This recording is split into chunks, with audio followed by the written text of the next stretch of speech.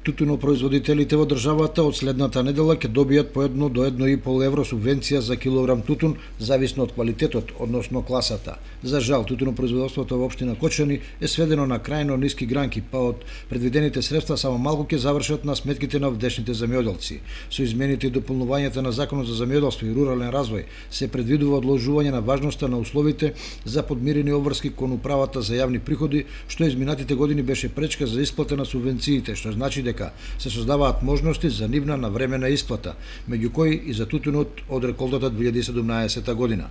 Годинава зголемени субвенции за тутунот од реколта 2017 ќе добијат над 23.400 тутунари.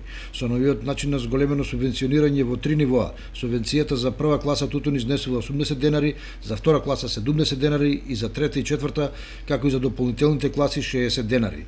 Целта на новиот модел на субвенционирање е да се поттикнат тутунарите да произведуваат поквалитетен тутун за да добијат повисока субвенција, дотолку повеќе што ова индустријска гранка на државата и носи девизен прилив од околу 100 милиони евра годишно. Дали сите овие мерки ќе значат враќање на тутунот на полињата во Кочанско и во Кочанската котлина, ќе покажат наредните години.